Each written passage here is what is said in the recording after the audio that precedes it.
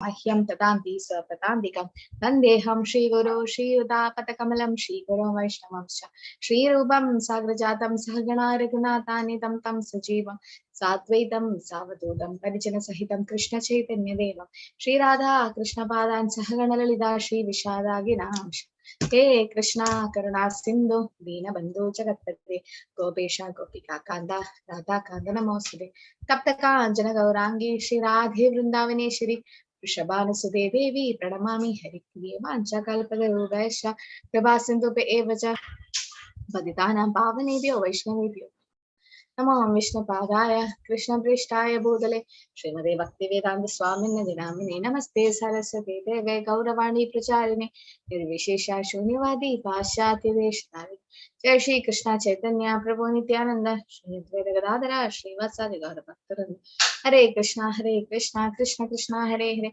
Hare Hare Rama Rama Rama Hare Hare. Hare Krishna everyone. So today we'll see about chapter 12, Devotional Service. Bhagavad Gita. Who are these five? You can see five of them dancing, na? Who are they? Don't know. You always chant. Chaitanya Mahaprabhu. Yeah, that's Chaitanya. Yeah, so very good. So together they are called what? Panchatatvas. Very good. That's Nandita Mataji. Okay, so that is Panchatatvas. Panchatatvas are nobody but the five incarnations, no? That Sri Chaitanya Mahaprabhu, Sri Krishna Chaitanya Prabhu, Sri Advaita Gadadhara, Srivasa, Gaur, Bhaktivinoda. So that's a group. Okay, so Chaitanya Mahaprabhu is Krishna himself, Nityananda Prabhu is Balram, then Gadadhar Pandit is Radharani, who is Advaita Acharya, Sadashiva and Vishnu, and Srivasa is Narad Muni. So devotional service, which is the most confidential part of Bhagavad Gita, very the essence of Bhagavad Gita. Glory to Shri Radha Govinda. So let's see the synopsis of this chapter, chapter 12. So from chapter 11 was the Vishwarupa, the universal form of the Lord, and then Lord showed the universal form. Now Arjuna's attachment to the personal hand form, right? The universal form, then he showed the four-handed Vishnu form, the Paramatma form, then he came to the two-handed form. Then Krishna says, with only through devotional service can you approach him. So the next chapter, 12th chapter, is the continuation saying about devotional service. So Arjuna, being attached to the two-handed form, wants to clarify his position, and after hearing and seeing the Lord's all the impersonal appearances, Arjuna wants to hear about devotional service now. So because of that, the Lord is going to speak about devotional service in this chapter. Okay. So in this chapter, again, there's like different options Krishna gave. There's a lot of difference. Like initially, Krishna mentions about Ananya Bhakti, then about Sadhana Bhakti, then about work for Krishna, and then Nishkama Karma Yoga. So many ways to do devotional service. To clarify his position as being attached to the personal form of Krishna. Okay, that's the superior form than the universal form and the Brahman. The Brahmeti, Paramatmeti, Bhagavaniti, Shaktiti. So you can see the Brahman, no? The light effulgence. So Arjuna is asking, Arjuna Uvaja, Evam Sadati Yukta Ye Bhaktas Tvam Paryupasate Ye Chapi Aksharam Avyaktam Tesham Ke Yoga Vittamaha. So only 20 slokas in this chapter, very important chapter called Devotional Service Bhakti Yoga, where Arjuna is inquiring, which is considered the perfect? You can put in the chat. Is it those engaged in devotional service is the best, or those who worship the impersonal Brahman? Just put one or two. Which one do you think is the best? Like either doing devotional service or worshipping the impersonal Brahman. Which is the best? Yes, Ketaki Prabhu, Ramesh Prabhu, Amrita Mataji, all got it right. Deval Prabhu, Deval Mataji, Ayushi, yes. Good. So, yes, all of you got it right. So that's devotional service, right? To the Supreme Personality of Godhead. That is the best than worshipping the impersonal Brahman. Why? Okay, you're all right. Now, why? That's the next question. Why do you think the first one is better? You can unmute. Personal connection to the God, personal relation with the God. Very nice. That's a personal relationship, and you can exchange the relationship, the rasas with the Lord, and that's the ultimate. Like when you worship, do devotional service, you get the best liberation, or you go back to Godhead, which is the best. And when you worship the impersonal Brahman, you get Sayuja Mukti. That is again, there is rebirth. Right? Even though you merge with effulgence, there is rebirth. So the ultimate goal or the best form of worship is devotional service to the Supreme Personality Godhead Krishna. And as Mataji said, there's a personal relationship in Shanta Dasya Sakya Valsalya Madhurya Rasa. So there is an exchange of relationship. So better than worshipping this light effulgence is worshipping the Supreme Personality Godhead, the Supreme Lord Krishna, doing devotional service. So Arjuna's question is, which is most perfect, right? Engaging in devotional service or worshipping the impersonal Brahman?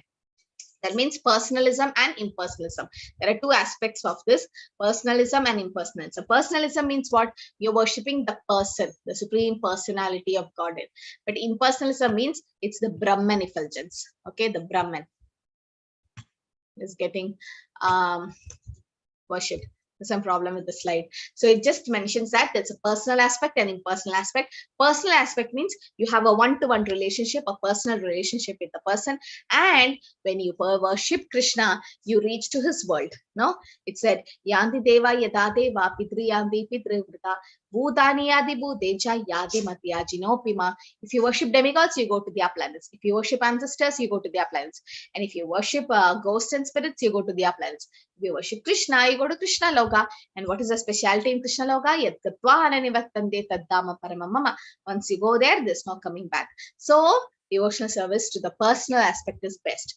What about impersonal one? The Brahman effulgence. You get Sayuja Mukti, like merging into the effulgence, and Aruhya Krichena Parampadam Tatpadanti Yata. There's always a fall down. So we should be careful. So Krishna is explaining, Shri Bhagavan Vacha, Mai Avesha Manoye Ma Nitya Yukta Upasate, Shraddhaya Parayopetas, Teme Yukta Tamamadaha.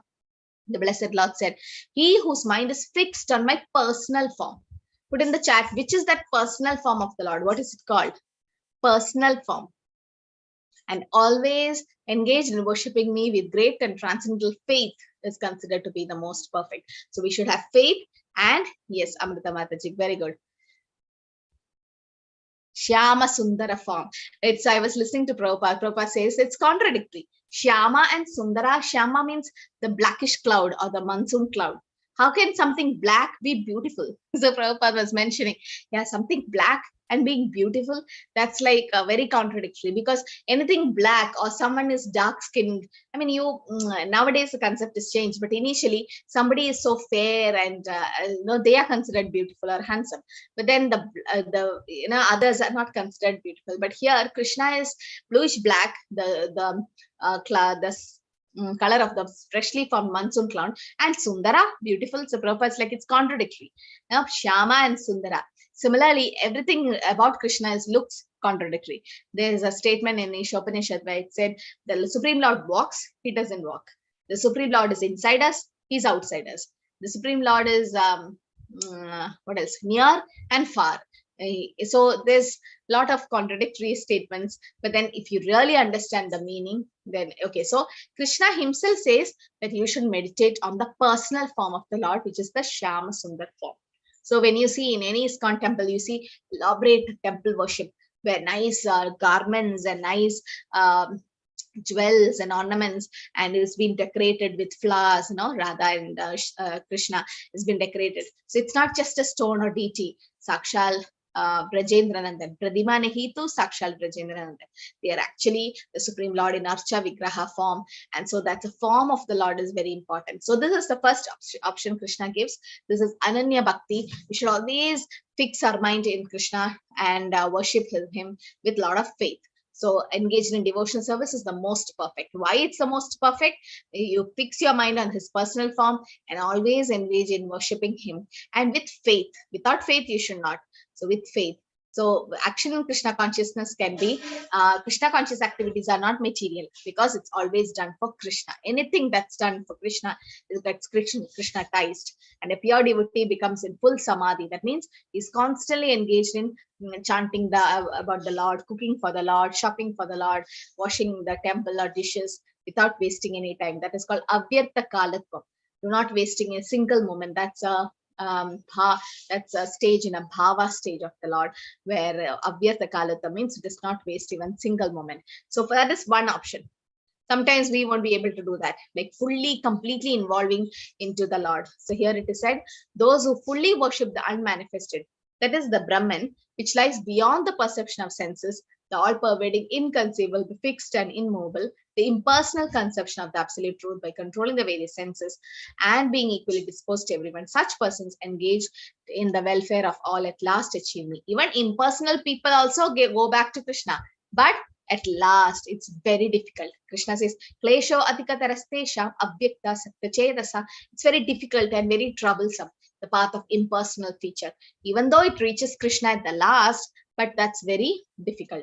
So first he says that you have to fix your mind on the personal form of the Lord. What about unmanifested form?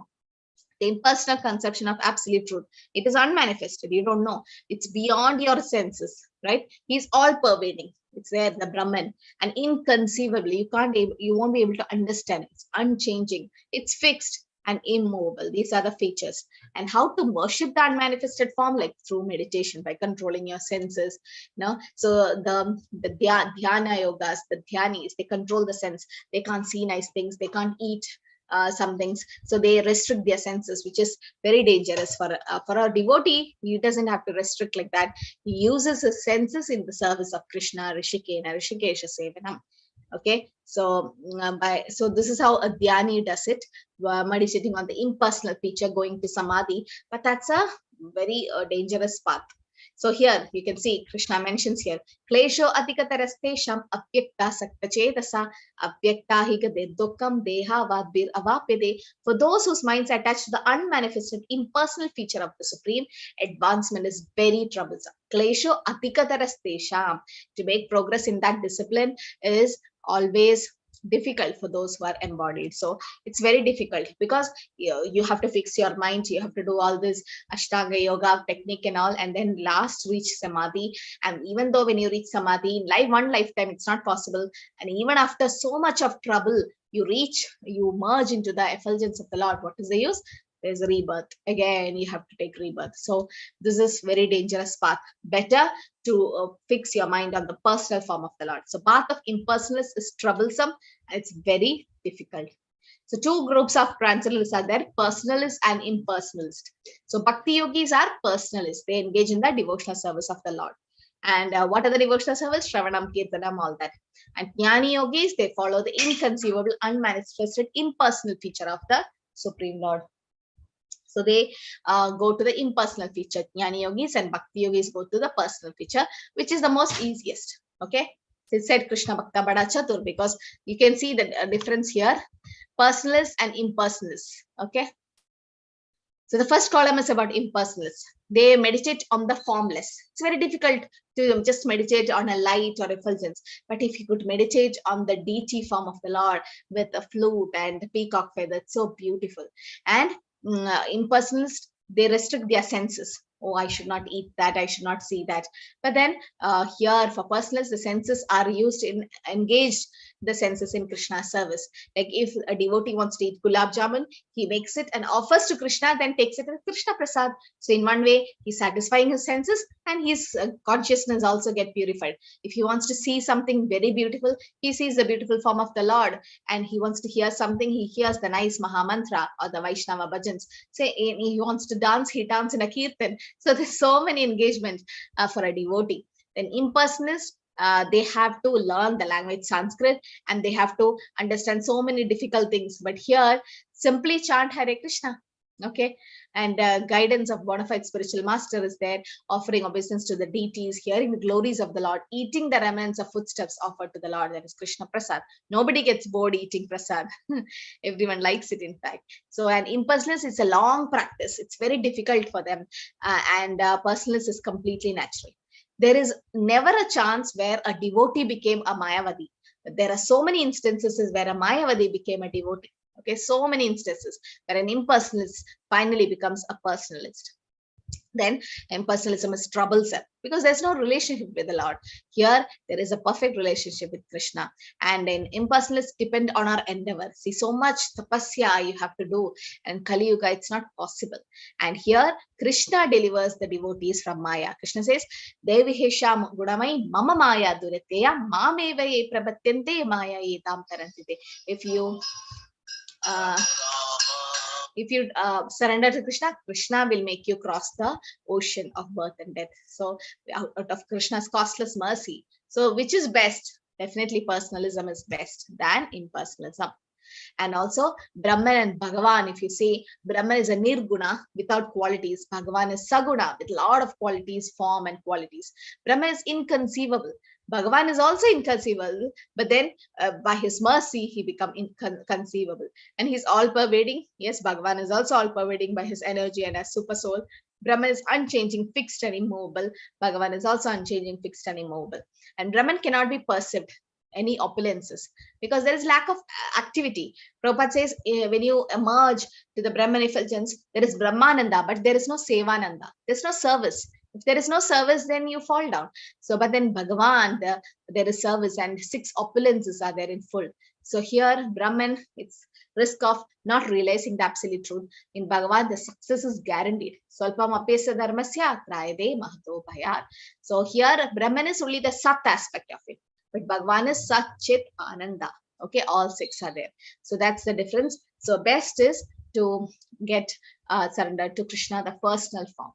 Ye tu sarvani karmani mayi sannyasa matparaha anenyenaiva yogena mam dhyayanta upasate teshamaham samuddharta mrityu samsara sagarat bhavamina chirat partha mayi aveshita chetasa.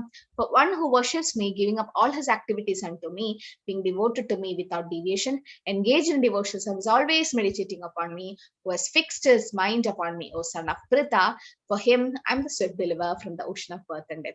Who is Pritha? Pritha is? Kunti Mata Mataji.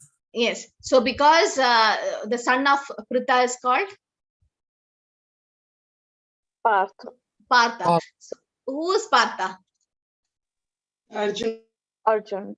Only Arjuna? All the Pandavas. All the Pandavas? Kunti All 5? Kunti's sons. No, Who are they? Only Who are Arjuna. Only Arjuna. Only no, Arjuna. Yudhishthira, Bhim and Arjuna.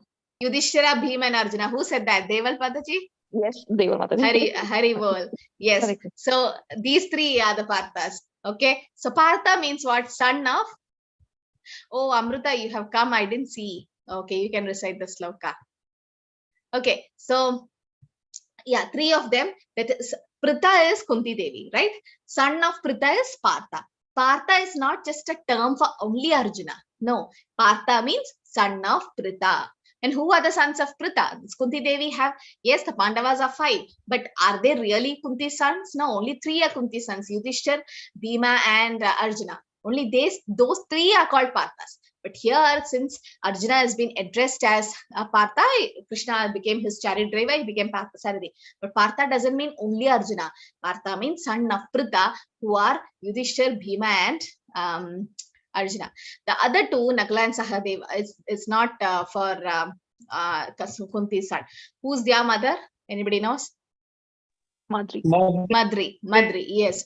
So Madri Mataji. Yeah, Madri. So what happened to Madri when his husband Pandu had 2 wives, Kunti and Madri. So Madri had 2 sons, okay, Nakula, Sahadeva, and Kunti had 3 sons, Yudhishthir, Bhima and Arjuna. So when Pandu died, there was like Sati system where the wife had to die along with the husband's the last death ceremony. So there in the fire. So Madri, she took that chance and did the Sati sacrifice because there are like 5 children to be taken care. So she told Kunti, you take care of the children and I'll do the sacrifice. So that's what happened. So Kunti is called Pritha, and her son Partha is not only Arjuna, Yudhishthira and Bhima. Don't get confused. But here, specifically in Bhagavad Gita, Partha means Arjuna here, specifically. But in general, all 3 of them are Parthas. Okay, so here it is said this is called Ananya Bhakti. Krishna is now giving a lot of options. Krishna is not a strict person. Okay, he gives you a lot of options. First option is this Ananya Bhakti, that is without deviation, just fix your mind on Krishna and completely meditating on him, fixing your mind in him. Sometimes it's not possible for us. This is possible for like brahmacharis or sannyasis who have completely given their life for Krishna service. But for grihasthas like this, us, Krishna gives a second option. We'll see. So first option Krishna gives us living within Krishna, continuously fixing our mind and intelligence upon him. This is the second option for us. He says, practice the regulative principles of Bhakti Yoga and increase your desire to get Krishna. This we can do. We are practicing the Bhakti. So what Bhakti are we doing? What is the Bhakti which we do called? Sadhana Bhakti. Sadhana Bhakti. And anybody knows the two types of Sadhana Bhakti? There are two types of Sadhana Bhakti. In that, which type we are doing? That's from Bhakti Rasamrita Sindhu, Nectar of Devotion. That you will learn in level 3. Okay, so Sadhana Bhakti, Mataji is right. So Sadhana means practicing. We are practicing devotional service like chanting the holy name and reading Shastras and all that. So Sadhana. In Sadhana Bhakti, there are two types. Vaidhi Sadhana Bhakti, Raganuga Bhakti. We are doing Vaidhi Sadhana Bhakti. Vaidhi Sadhana Bhakti means under the order of a spiritual master, you chant your rounds. You have Shiksha Gurus. Shiksha Gurus means somebody who's teaching Bhagavad Gita, like telling more about Krishna to you. There can be so many Shiksha Gurus. And there will be one Diksha Guru who initiates you, formally connects you to Krishna. We are informally connecting you to Krishna. So practicing devotional service under the guidance of a spiritual master, following the rules and regulations, that is called Vaidhi Sadhana Bhakti, which we are doing. And Ragana Bhakti is, as we advance in devotional service, there'll be a spontaneous attachment to Krishna, a spontaneous love towards Krishna. That is Raganuga Bhakti. Okay, so that is what we should do. Next, Krishna says, surrender your work to Krishna. Okay, work for Krishna. Next, he says about Nishkama Karma Yoga, giving up the results to Krishna.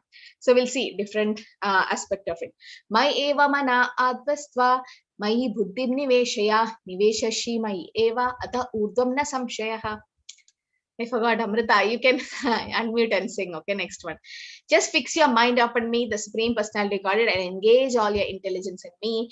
Thus, you will live with me without a doubt. This is called Ananya Bhakti. You can say Ananya Bhakti means Anya Bilashita Shunyam. There's no other desires. Jnana Karma Dhanavratam. Jnana and Karma doesn't have to do anything with it. And Anukulena Krishna Lishinam. We have to do something favorable for Krishna consciousness. Bhakti Ruttama. That's the best type of Bhakti. So Ananya Bhakti means completely fixing our mind unto the Lord and thus living with the Lord, or always doing devotional service. This is called Ananya Bhakti. That is one option, first one. But that sometimes we are not able to do. So there are a lot of benefits for this. And performing devotional service by thinking exclusively of Krishna is called pure devotional service. Fixing the mind upon Krishna, engaging our intelligence in him, so we live with him. Yes, Amrita, can you chant this? This is the second yes, one. अथ चित्तं समाधातुं न शक्नोषि मयि स्थिरम् अभ्यासयोगेन ततो मामिच्छाप्तुं Dhananjay. Okay. Why? Who's Dhananjaya? Put in the chat. And why is he called so? Why? Okay, I can unmute. So why? Who's Dhananjaya and why is it he called Arjun, so? because he acquired the wealth for Yudhishthira. When? For the Rajsuya Yagna. Yes. So for Rajsuya Yajna, Arjuna got wealth for Yudhishthira Maharaj, and because of that, he's called Dhananjaya, who have won over wealth. Now, this is the second option. Krishna says, if you cannot fix your mind upon him without deviation, then follow the regulative principles of Bhakti Yoga. In this way, you will develop a desire to attain Krishna. So that's what we can do. So we can chant the holy name, we can worship the Lord, we can take Ekadashi fasting and all that, so that we have the desire to go back to Krishna. This is called the Sadhana Bhakti. This is our, you can see here, Sadhana Bhakti. So first was Ananya Bhakti. Krishna gives you a lot of options. First is Ananya Bhakti, completely fixing your mind on the Lord, meditating on the form of the Lord without deviation, intelligence fixed on the Lord, complete absorption. it's not possible for people like us, then we can do this option, that is practice the regulative principles of devotional service and have a desire to attain the Lord. This is called Sadhana Bhakti. First is Ananya Bhakti. If it's not possible, do Sadhana Bhakti. If Sadhana Bhakti is also not possible, oh, I can't chant my rounds and I can't do this, then Krishna gives another option. So this is what Krishna explains in the second part. Follow the regulative principles of Sadhana Bhakti. If one cannot perform devotional service, then follow the regulative principles of Bhakti Yoga, then have a desire to attain Krishna. So those who have developed attachment for Krishna, how to achieve to pure love, practice devotional service. Yeah, how to follow the regulation of devotional service with guidance of a guru. This is called Vaidhi Sadhana Bhakti. Okay. And what is the qualification? Anyone can practice. No qualification needed. Right? There's no rules and regulation and guarantee success. Right? Because you will get love of Godhead at the end. Yes, as Prabhu said, Ahaitiki apradehata. Your bhakti should be without interruption and without motive. Okay, that's the definition for pure devotional service. Okay, so Ananya Bhakti, that is complete absorption, not possible. Sadhana Bhakti, that is Vaidhi Sadhana Bhakti, following the regulative principles of Sadhana Bhakti, you can do. If that is also not possible, Krishna says this, work for Krishna. Yes, Amrita. अभ्यासेप्य समर्थोऽसि मत्कर्म परमो भव मदर्थमपि कर्माणि कुर्वन् सिद्धिम् अवाप्स्यसि. Yeah, so if you cannot practice regulations of Bhakti Yoga, then try to work for Krishna. Because by working for Krishna, you will come to perfect stage. What is this person doing?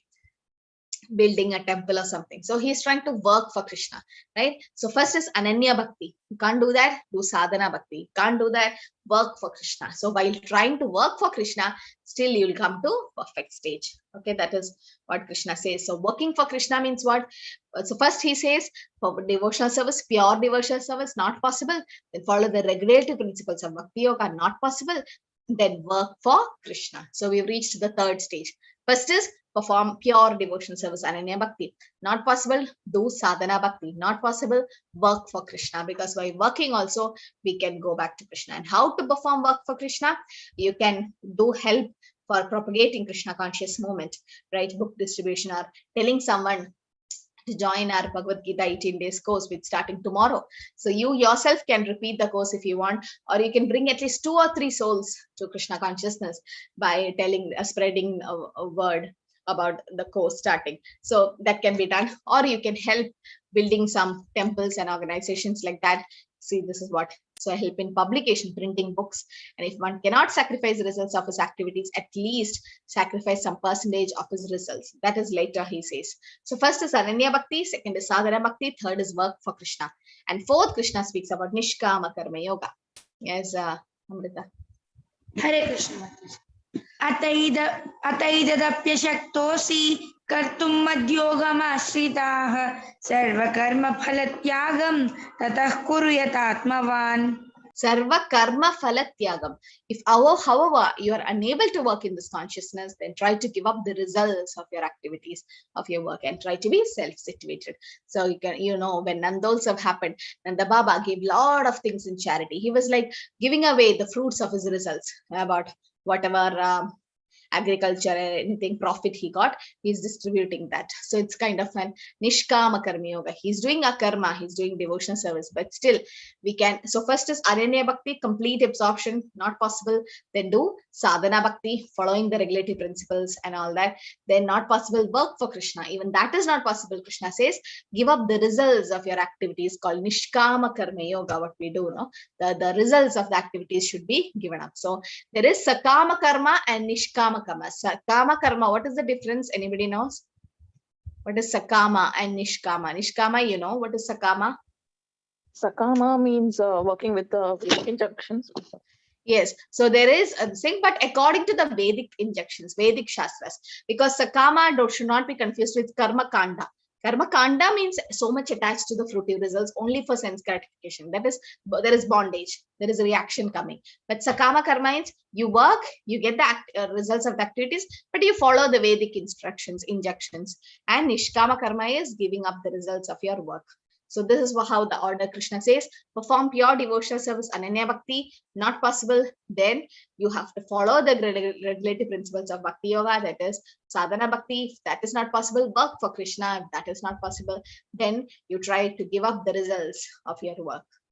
So that's very important, how to give up the results of the work. So giving up results of the work is recommended as a sacrifice in the Shastras. And how will that help? One may gradually elevate to the stage of knowledge. So there are a lot of examples where the like charity that is done and all that. So, but then it should be done for Krishna conscious activities. It should be done for the welfare of the soul, not just for the body. Okay, so Krishna gives a lot of options in the 12th chapter. Yes. श्रेयो हि ज्ञानमभ्यासात् ज्ञानध्यानं विशिष्यते ध्यानात् कर्मफलत्यागः त्यागात् शान्तिरनन्तरम्. So again, Krishna says, if Ananya Bhakti is not possible, Sadhana Bhakti is not possible, working for Krishna is not possible, and Nishkama Karma is not possible, then Dhyana, Jnana, all that. Jnana, first is cultivation of knowledge. You can study all the Shastras, engage yourself in cultivation of knowledge. Better than knowledge is meditation, Dhyana. Better than meditation is renunciation of the fruits of action. By such renunciation, one can attain peace of mind. So Krishna says that you should be able to renounce the work of your activities. So which is that story, the last picture? This one. Anybody knows this story? Yes, Mataji, can I try? Yeah. So this was, there was a fruit seller, Hmm. and Krishna had observed his parents before, like, there was a barter system that time, and if you want to buy something, you have to give Yes. something in return. So he would Yes. like the fruits, so he went and asked her for some fruits. Hmm. So she gave him one fruit, but then he's like, I want more. Hmm. So he's like, then you need to give me some, food grains. So he went running inside, and he, whatever in his little hands he could get, he got some food grains. But on the way, it started, dropping. But still, Yeah. whatever he was like, I have only this much. She's like, fine, because of his cuteness or that loving nature, she gave him the entire basket. She's like, okay, whatever I have, you take it all. You take it all. Hmm. And she just took that little food grains and she walked away. But as soon as she returned home, she saw it was filled with all gems and stones and jewelry. Yes. So that was she. And after that, what happened? No, Mataji. She went home, and it is said that yes, she reached near Yamuna, and before she reached home, she was going through Yamuna, and then she saw there's a lot of weight in her basket, because yes, she saw it was fruits, but then Krishna just gave some grains, and all the grains were dropping from his hands actually. And he's Achyuta, he's someone who doesn't fall, or he's an infallible, but from Achyuta's hand Chuta happened, in the sense grains started falling, just a pastime. And then Krishna gave a few grains, but she was happy, satisfied. She gave a lot of fruits to Krishna. And yes, as mother said, when there was a lot of weight in her basket, and she saw there's a lot of jewels and diamonds, and she was reaching near Yamuna, she thought, Krishna, I didn't want this, I didn't do bhakti, or I didn't do love you for this gifts like this, material things. I'm not a business person to do like this, because she's a pure devotee, and she threw her jewels in Yamuna. If it was us, we would have taken it home, but it said that she threw the jewels in Yamuna, and after that nobody saw her. It's considered she got liberated, or Krishna took her back. But then see, just a pure heart, and she was doing pure devotional service. She gave up the results or the fruits of her activities, and then Krishna reciprocated. Like ye etamam prapatyante tamstadeva bhajamiham. How we approach Krishna, Krishna reciprocates the same way, right? So here it is said, first is Ananya Bhakti, completely fixing your mind on Krishna. If you're not able to do that, Krishna says, at least try to practice the regulative principles of Bhakti Yoga, have a desire to attain him. That is Sadhana Bhakti. And then if you're not able to do that, work for Krishna. Still you're not able to do that, then give up your fruits of your activities. And still, if you're not able to do that, Krishna says, jnana, or get a lot of knowledge. If you can't study all that, then you can do meditation on the personal form of the Lord, okay, meditation. And better than that is giving up the fruits of action. Such renunciation, you will attain the Lord and get peace of mind. So these are the different instructions Krishna gives. So cultivation of knowledge, meditation, and renunciation of fruits. So two kind of devotional service, a way of regulative principles and way of full attachment. This is what the regulative principle, following the regulative principles is Vaidhi Sadhana Bhakti, and fully attachment is called Raganuga Bhakti. There are two types.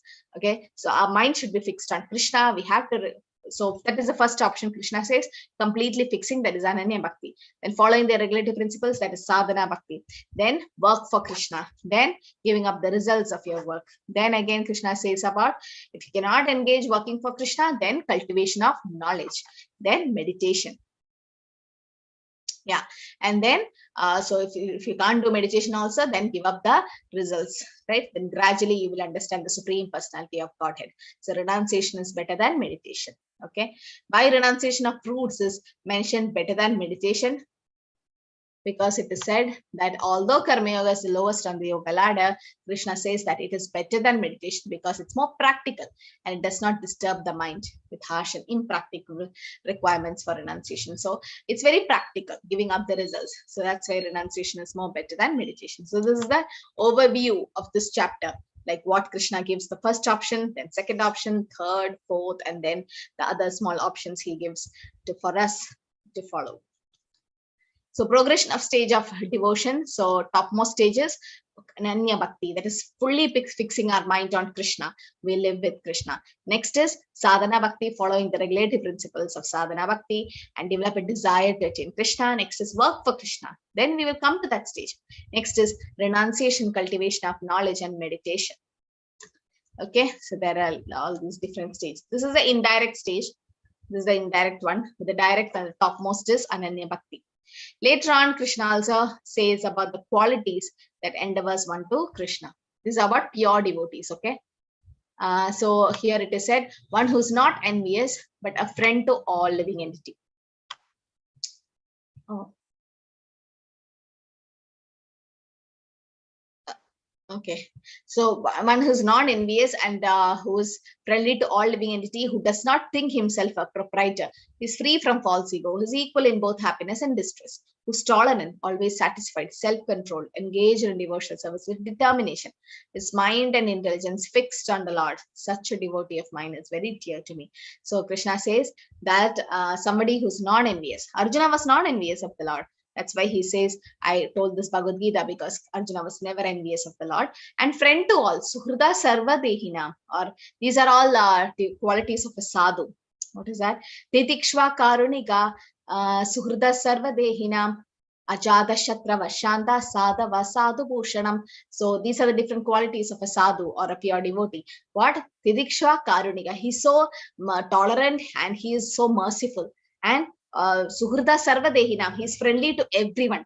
Ajata Shatrava Shanta, he doesn't have any enemies, he sees everyone as a friend. Shanta, he's peaceful.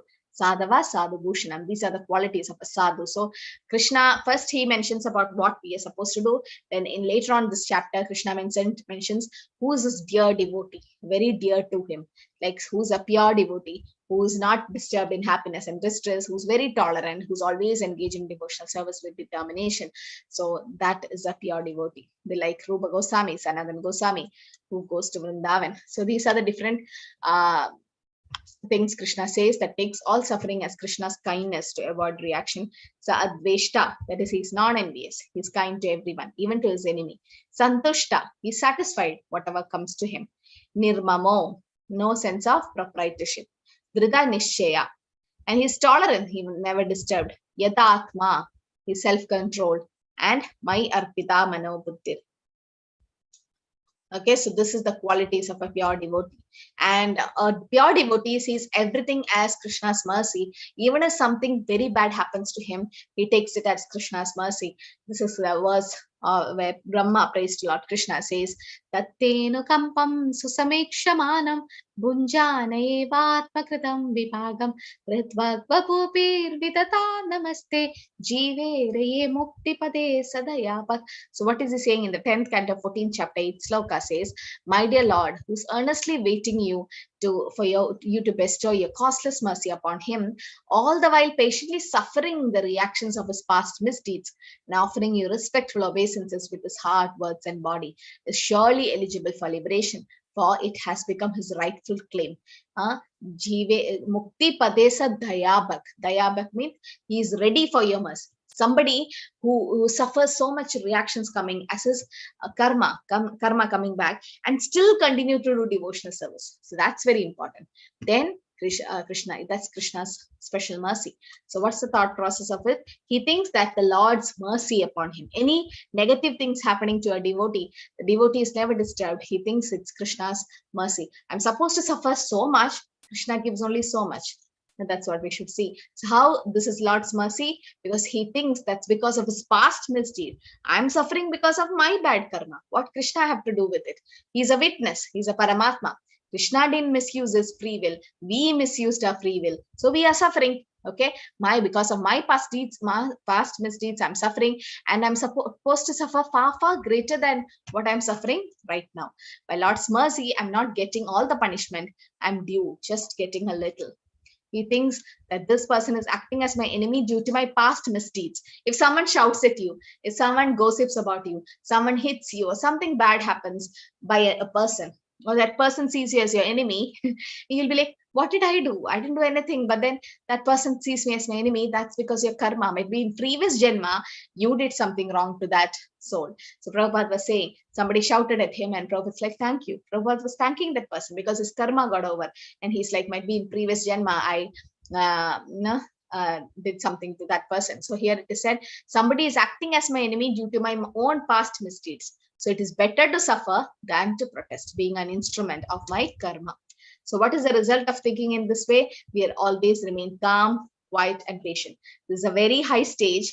This is to practically apply in life is very difficult. It's very easy to say in theory, but then as we advance in devotional service, we come to the status when we know everything is Krishna's mercy. Nor is he envious of anyone or disturbed by anybody. He becomes eligible for liberation.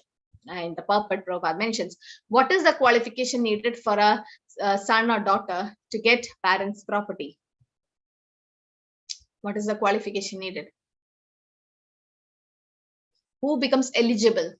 What is the eligibility criteria to inherit your parents' property? Is there any eligibility criteria for that? This is an out-of-box question. Nobody knows? They should be legal sons or daughters. Yeah, they are legal sons, but still what they are supposed to do? Help parents to at old age. Even if they don't help, still parents' properties get inherited. Yes, Ramesh Prabhu, something more? No, nowadays courts have said, I think there is a judgment that they should take care of parents in old age. Yes, So yes, they should. This is the latest status. Yes, they should. But in case some kids are not taking care of the parents and the parents die, then where does the property go? If the parents have written the will. No, if they didn't write the will, then the children enjoy it. No, the children take it. Nobody will question them. Obviously. Yeah, but for that, what the children are supposed to do is they have to be alive. That's it. So Bhagavatam, that in the purpose, Srila Prabhupada mentions that if you have to inherit your parents' property, yes, all that is there, taking care of them and being nice to them, everything is there. Yes, the court laws go, that's fine. But then they have to be alive. A dead person, dead son or daughter cannot inherit the parents' property. That's what Prabhupada mentions there. Now you have to be alive. Similarly, you have to be alive in Krishna consciousness to get the mercy of the Lord.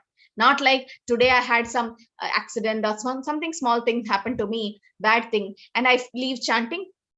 Oh, because I started chanting and all that, I have a lot of disturbances. Before chanting Hare Krishna, my life was so happy. But after chanting Hare Krishna, so many problems are coming. I'm stopping. Not like that.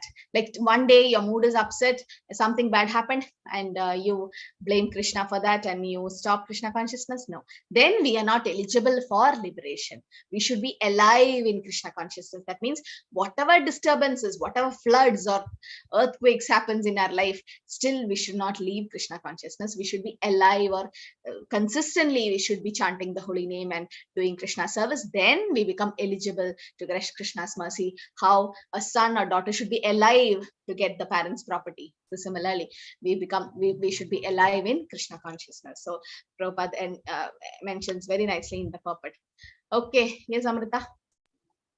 Yes, man, no dvijate loko, loka no dvijate chayah, harsha marsha bhayodvegai, mukto yassa cha me priyaha. Again, Prabhupada, Krishna mentions about who is very dear to him.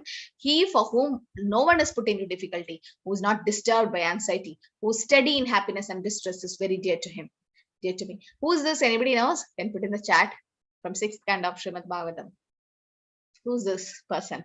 And what's happening? Lord Shiva and Mother Parvati and all are there in the assembly. If you know Bhagavatam, it's easy. No idea? Okay, I'll give a clue. That's a king who got cursed to become a demon. A king who lost his only son. A king who somehow teased Lord Shiva and got cursed by Mother Parvati. No? And he became an Asura, and that Asura got killed by Indra. No idea? Okay, so that is Chitraketu Maharaj, who didn't have a son and then finally got a son, but then the other wives poisoned that son and the son died, and Narad Muni gave him transcendental advice and he became a pure devotee. But then later on what happened? He came and got cursed by Mother Parvati, and then he accepted that curse to become a demon called Vritrasur. He became a Vritrasur demon, and finally he got killed by Indra. But then Indra came to know Vritrasur is a pure devotee of the Lord. Okay, and he sings beautiful Vritrasur's prayers. Aham hare tvava padekamulam dasana daso bhavidasmi bhuya. So he is Chitraketu Maharaj. So here it is said he is not disturbed by anxiety. When Chitraketu Maharaj got cursed by Mother Parvati to become a demon, he was not disturbed. He accepted it. He came down from his airplane and he bent down to Mother Parvati and called him mother and said, I accept the curse which is given by you to me, because I take it as Krishna's will. And he's not disturbed in happiness and distress. He was like normal. He was not at all disturbed by the curse. So that's, and even Prahlad, he was never disturbed by anything which his father did, right? And he never caused distress to others. Is not affected by others, because devotees are always in Krishna consciousness. We might feel, oh, how much the Pandavas suffered, how much Mother Kunti suffered, how much Prahlad suffered, but they didn't actually suffer. They were in peace, in transcendental happiness inside. Outside it looks like misery, but for a devotee, pure devotee I'm talking about, inside they are so stable and always connected with the Lord. Such state, they obtain Lord's special mercy, and they does not affect anybody others. No one is put into difficulty or anxiety by them, and such devotee is always kind to everyone. Yes, Amrita. Hare Krishna Mataji. अनपेक्षस्तु चिर्दक्ष उदासीनो गतव्यतः सर्वारंभ परित्यागी यो मद्भक्तः स मे प्रियः. A devotee who's not dependent on ordinary course of activities, who's pure, expert, without cares, free from all pain, and who does not strive for some result is very dear to me. So this is all Krishna says about the activities of a pure devotee, an Uttama Adhikari who does not strive for any result. He is just offer everything to Krishna. Yes. यो न हृष्यति न द्वेष्टि न शोचति न कांक्षति शुभाशुभ परित्यागी भक्तिमान यस्य मे प्रियः. So one who neither grasps pleasure or grief. Okay, Shubha Ashubha, who neither laments nor desires, and who renounces both auspicious and inauspicious things. Okay, Nashochati Nakamchati means doesn't lament or desire, and Shubha Shubha means auspicious and inauspicious things, who renounce it is very dear to him. So this is Prahlad being put under a mad elephant by his father, but then didn't get crushed, because he, even in pleasure or grief, he is always stable, because he was always chanting the Lord's holy name. So unaffected by material emotions. They neither rejoices nor grieves, because they know, the pure devotee know whatever we have is Krishna's mercy. And if Krishna takes something away from us, that is also Krishna's desire. We don't deserve it, or Krishna took it back. So it is Krishna's, not us. No, we are like living in a rented house. Everything what is given to us, including this body, is for rent. And when it's time, Krishna will take everything back. So a pure devotee doesn't lament, because he knows everything belongs to the Lord. Neither laments nor desire, not anxious to get a son or disciple, not lamenting by not getting them. He's transcendental, okay, in auspicious and inauspicious things, and he prepares to accept all the risk for Lord's satisfaction. Nothing is an impediment in the discharge of his devotional service. So Bhaktiman means devotee. is the most essential quality from which all other qualities appear is because he's a devotee. Bhaktiman. So that's very important. And also says one who's equal to friends and enemies, who's equipoised in honor and dishonor, heat and cold, happiness and distress, fame and infamy, who's always free from contamination, always silent and satisfied with anything, who doesn't care for any residence, who's fixed in knowledge, engaged in devotional service, is very dear to me. So these are the qualities which makes us dear to Krishna. Who is this king? You can put in the chat. Who is this king? So here it is said, infamy also. Sometimes somebody says bad about us and we feel so disturbed. No, 2-3 days we can't sleep and we become so disturbed. So one devotee was saying how to overcome that. Like somebody gossips about you in office or somewhere, and then you feel so disturbed about it, your neighbors or in your place. Then what happens? The devotee says, why are you getting disturbed? Because you're not this body. Your spirit soul. So when you really realize it, when you have this real self-realization that I'm not this body, they're talking about my body, I'm not this body, then infirmity doesn't affect you. Yes, Ambarish Maharaj, that's true. Neha Mataji got it right. Okay, so this picture, this is Ambarish Maharaj. Deval Mataji also. Yes. So Ambarish Maharaj got cursed by Durvasa Muni, right? He was doing Nirjal fasting on Ekadashi, and then he wanted to break the fast. So Durvasa Muni came at that time with a lot of his disciples and said, we'll break the fast together on the Dwadashi day. So breaking is very important in Ekadashi. So the Dwadashi day, he wanted to break the fast, but then Durvasa Muni tricked him that he didn't come back on time. So, but if you don't break the fast on the right time, then your fasting is considered waste. So he consulted with the Brahmanas, and the Brahmanas said, take little water, sip of water. It is considered like you're breaking your fast, and as well as your fast doesn't get break by water, because you can take sajal also during Ekadashi. So you're not offending Durvasa Muni. But when Durvasa Muni came to know that Ambarish Maharaj have already had some water, he became so angry, and he brought a Rakshas to kill Ambarish Maharaj. And Ambarish Maharaj is a pure devotee of Lord. He have done all the 9 devotional service in perfection. And when the Rakshas was about to kill Ambarish Maharaj, Sudarshan Chakra of the Supreme Lord came. And it came behind Durvasa Muni. Durvasa Muni started running and running, And where did he go? He went to Kailas, to Lord Shiva. And Lord Shiva said, this is not my weapon. I don't have anything to do with this. Go to someone else. And he went to Brahma's world. And Brahma is like, I can't do anything. Go to Vishnu. And then finally he went to Vaikunta, the Durvasa Muni, because he's a Siddha. He could go to any planets anytime. But even though he went to Vaikunta, he had to come back because he's not a devotee. So Vishnu said, Sudarshan Chakra is my weapon, but without my permission, Sudarshan Chakra left to help my devotee. So what to do? What is the solution? You offended my devotee, Ambarish Maharaj. Go to Ambarish Maharaj, fall at his feet and ask for forgiveness. Then my Sudarshan Chakra will stop. So Durvasa Muni finally had to come back running and fell at Ambarish Maharaj's feet and asked for forgiveness. This is Vaishnava Aparad, which he did. But then when Ambarish Maharaj said the Sudarshan to stop, the Sudarshan stopped. So how powerful was Ambarish Maharaj? Because he's a pure devotee. Samas Satrocha Mitroche. They sees everyone equal. They are friends too, friends as well as enemies. And Manapa Manaho, equipoised in dualities. Sangha Vivarjita, always free from contaminating association. Aniketa, does not care for any residence. Mauni, he is in silence, because implies to speak only to the essentials. And Santushto Yena Kenachit, he is satisfied, happy. And Sthira Matir is fixed in determination, knowledge. Bhaktiman, always engaged in devotional service. So these are some of the qualities which we need. And Krishna consciousness and good qualification is needed. One who wants to become recognized as a devotee should develop all good qualities. For that, we can associate with nice devotees, we get their qualities.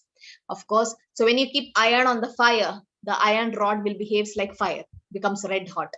Now it becomes the associate. So similarly, when you associate with pure devotees, we also try to imbibe that qualities. Okay, so we should become fixed in devotional service. One who's not a devotee has no good qualification.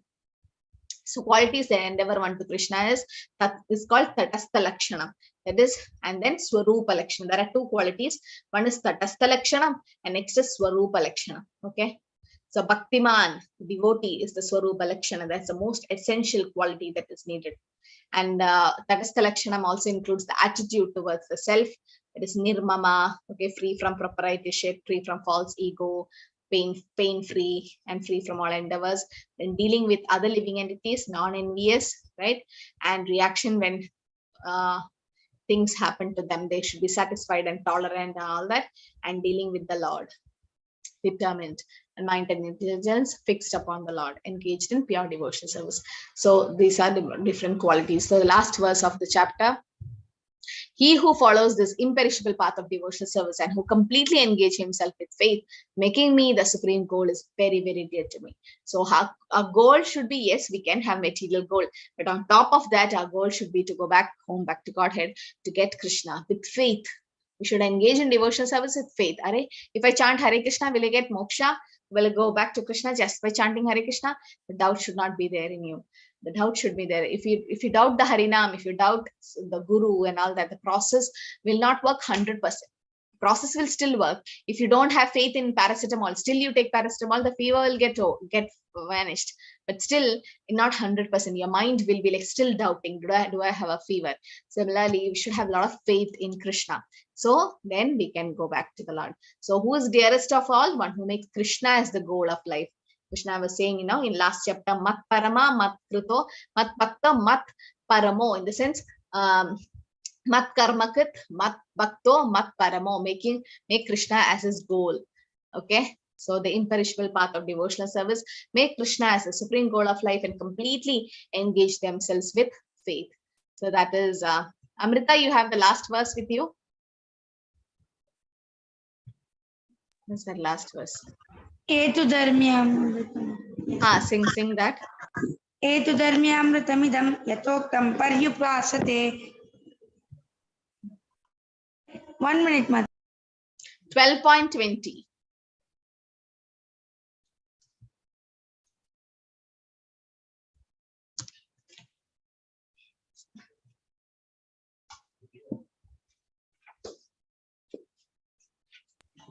एतु धर्म्यामृतमिदं यतोक्तं पर्युपासते श्रद्धदाना मत्परमाः भक्तास्तेतीव मे प्रियाः. Yes. Shraddha dana matparama. Shraddha means with faith.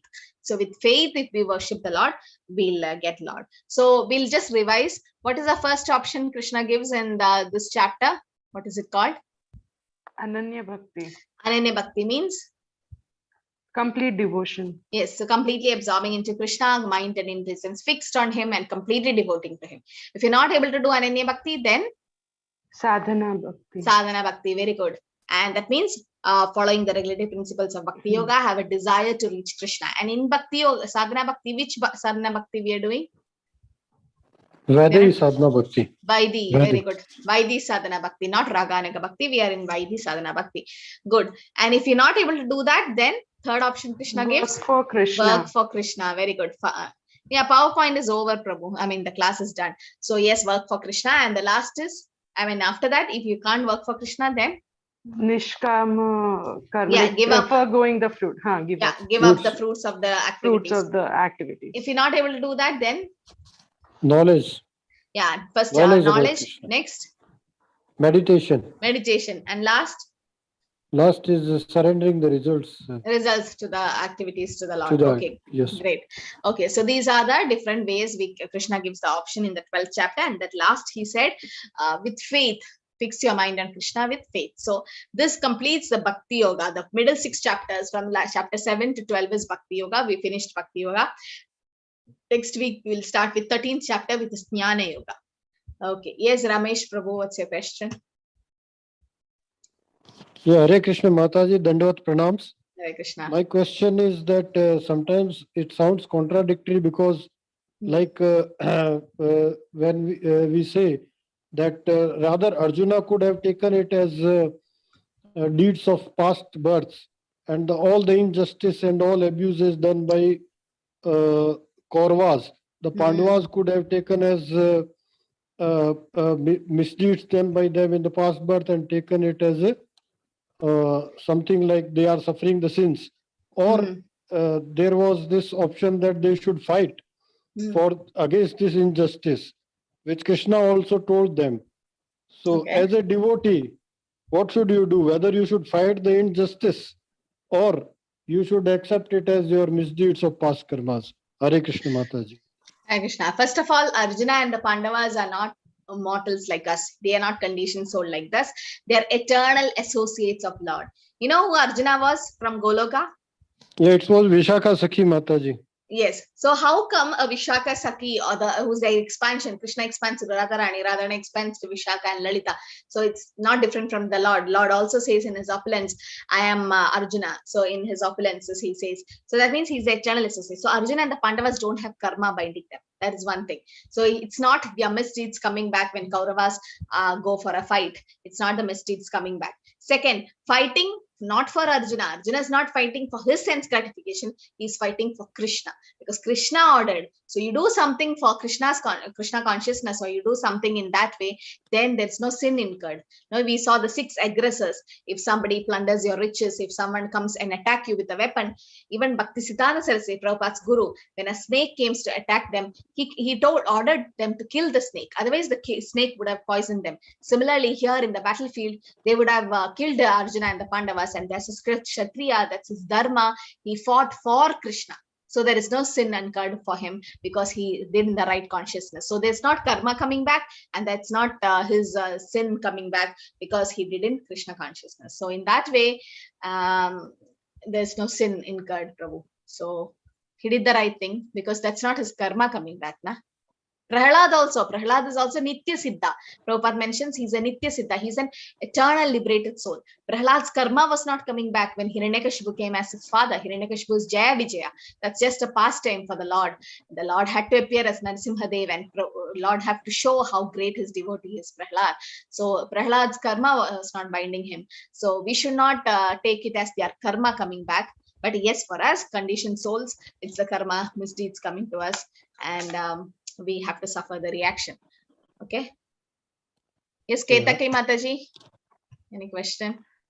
No, not a question, but I need some kind of advice, because we know it is very difficult to make it a part of our life to be as balanced as we can.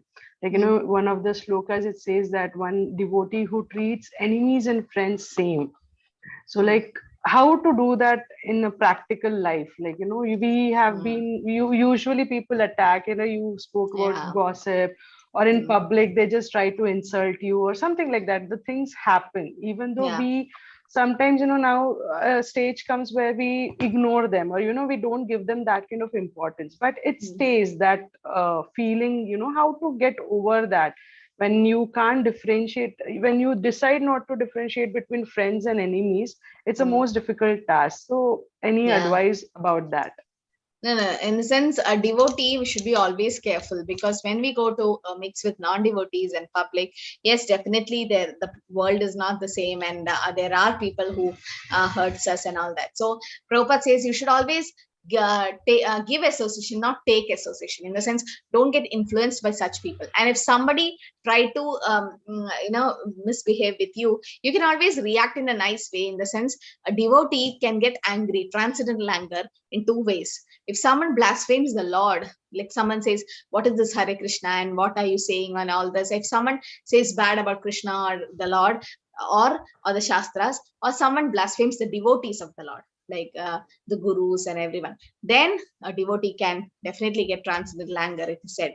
And yes, nowadays we don't understand who's our enemy, who's our friend and all that. There's so many bad things are happening. We should always know the limit, and we should try to mingle with like-minded people. Like if you mix with devotees, even in devotee circle, there will be problems, because we are not Paramahamsas. We are all not pure devotees.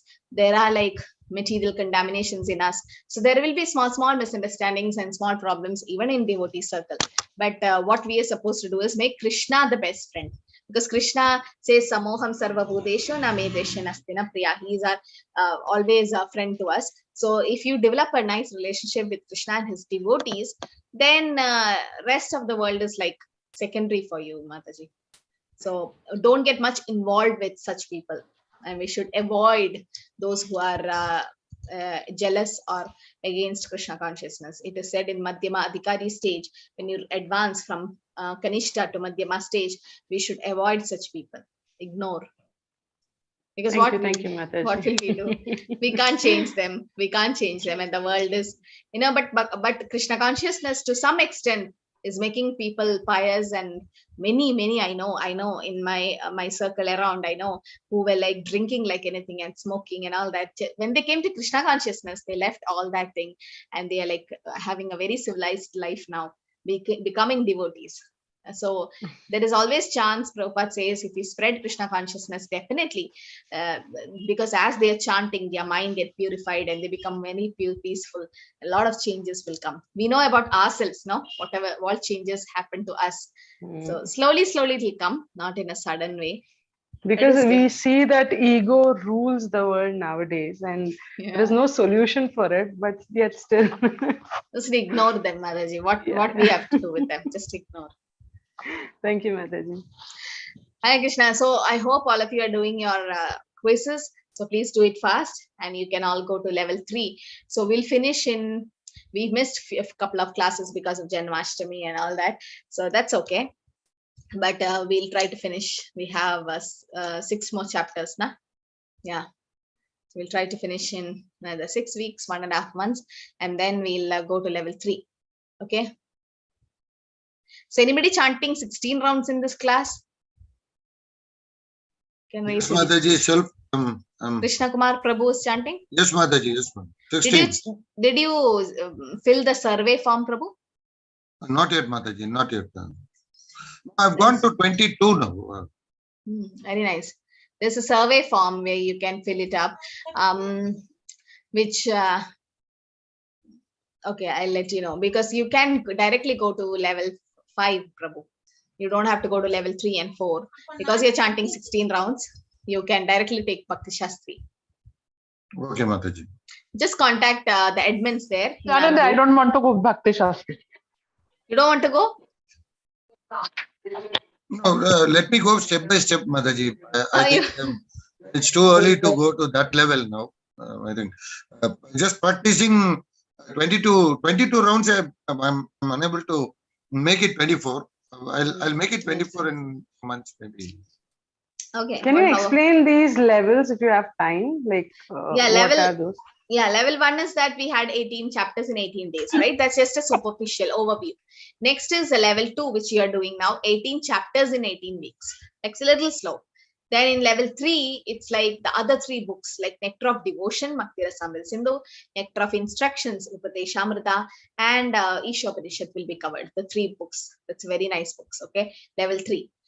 Next, you go to level 4. There's basically a presentations where you're supposed to present some thematic topic on Bhagavad Gita. Level 5 is a really systematic study for 2 years course, which is a worldwide recognized course in ISKCON, which is called Bhakti Shastri. Again, we'll be teaching Bhakti Shastri, Bhagavad Gita, Nectar of Devotion, Nectar of Instructions, and Ishopanishad in detail. So that's the different levels we have set, and all the classes are free. But if you're chanting 16 rounds, you're welcome to level 5. Okay, I think we can end here. Thank you everyone for joining. Thank you, Arshali